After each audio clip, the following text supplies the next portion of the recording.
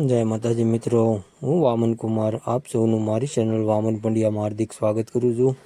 તો અત્યારે આપણે આવી ગયા છીએ નારાયણદાસ બાપુના સથરાધામ।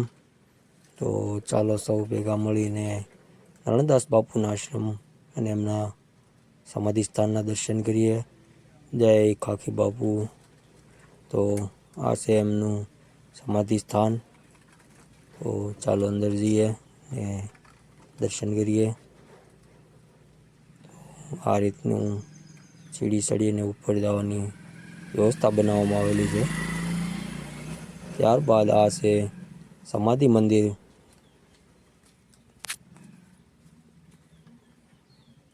ત્યારે તો તડકો સામો આવેલો બરાબર બતાતું નથી।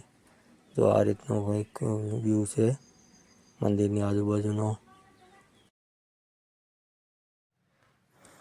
તો આ રીતનું બહુ સરસ મજાનું નારાયણદાસ બાપુનું સમાધિ સ્થાન બનાવેલું છે।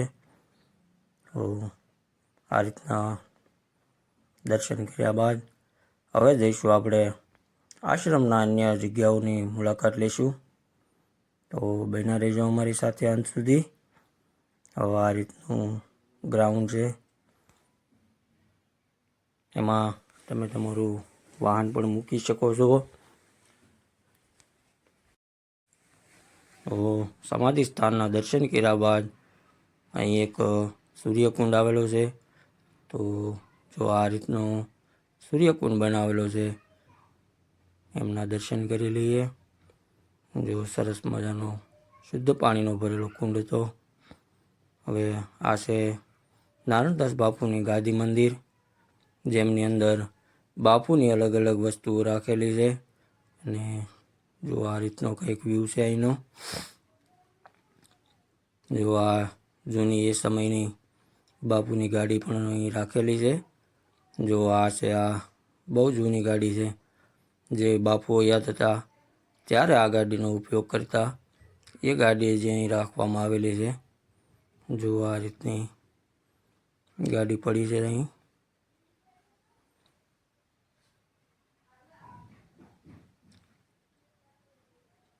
બહુ જૂની ગાડી છે। જો નંબર પ્લેટ એ વખતની। આ છે બાપુનું ગાદી મંદિર, જ્યાં બાપુનો ફોટો છે અને શરણ પગલાં પણ રાખવામાં આવેલા છે। આ નવા મંદિરનો આખો પ્લાન્ટ બનાવેલો છે। તો તમે જોઈ શકો છો, જો આ રીતનો આખો મંદિરનો પ્લાન્ટ બનાવેલો છે।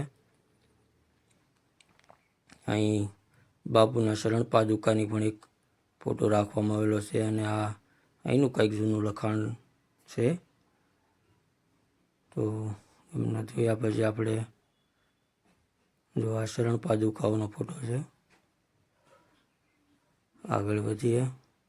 અહીં પણ બાપુની એક ફોટો રાખવામાં આવેલો છે અને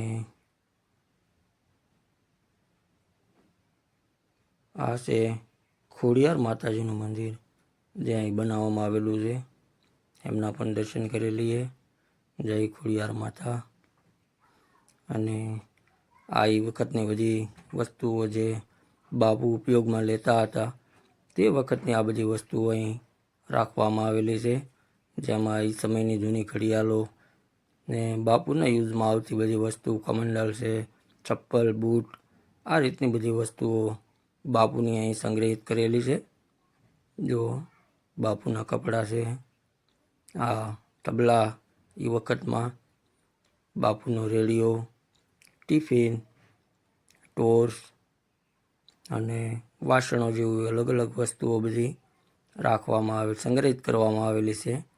આ એ વખતના જે જૂના ફોટા પડેલા હતા, આ એમનો પણ સંગ્રહ રાખેલો છે અહીં। ત્યારબાદ આવો કંઈક અહીંનો આખો વ્યૂ છે, જેમના દર્શન કરી લઈએ। ત્યારબાદ જઈશું આગળ।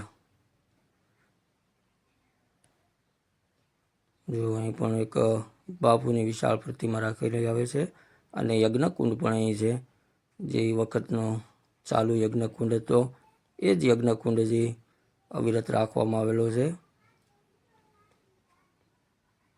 તો એમના દર્શન કર્યા બાદ શ્રીફળ વધેરવાની અહીં જગ્યા છે, જ્યાં તમે શ્રીફળ વધેરી શકો છો. ત્યારબાદ પાણીની પણ, ઠંડા પાણીની વ્યવસ્થા રાખવામાં આવેલી છે. ચાની પણ વ્યવસ્થા રાખવામાં આવેલી છે. તો પાણી અને ચા પીધા બાદ જો અહીં ઠંડુ પાણી અને ચાની વ્યવસ્થા રાખવામાં આવેલી છે. જો પ્રભુ પ્રસાદ પણ અહીં આપવામાં આવે છે. હરિહર અન્નક્ષેત્ર અહીં શરૂ છે. તો ચાલો અન્નક્ષેત્રની પણ એક મુલાકાત લઈએ. જો આ રીતનો શેડ બનાવેલો છે એમના અંદર. આ પણ એક શેડ નવો બની રહ્યો છે હજી. અને અત્યારે હાલ રસોડું આમની અંદર ચાલુ છે. તો જો આ રીતનો માણસો પ્રસાદ લઈ રહ્યા છે. પ્રસાદમાં ગુંદી છે, ગાંઠિયા છે, રોટલી છે, પછી ચાક છે અને દાળ.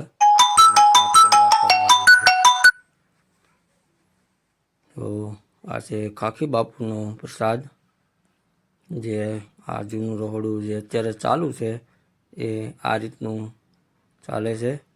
જો અહીં માણસો બેસીને જમે છે. જેમાં બાદ આપણે થાળી પોતપોતાને ધોવાની રહેશે. તો એના માટે અહીં પાછળ એક વાસણ ધોવા માટેની વ્યવસ્થા ઊભી કરવામાં આવેલી છે.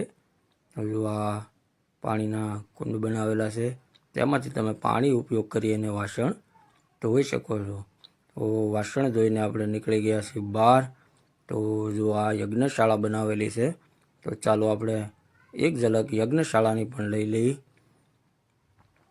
જે અહીંયા અવારનવાર જે યજ્ઞ થાય છે તેમના માટે આ સ્પેશિયલ ડોમ્સ બનાવેલું છે, જે સિમેન્ટ કોન્ક્રીટથી બનાવેલું છે, જેમાં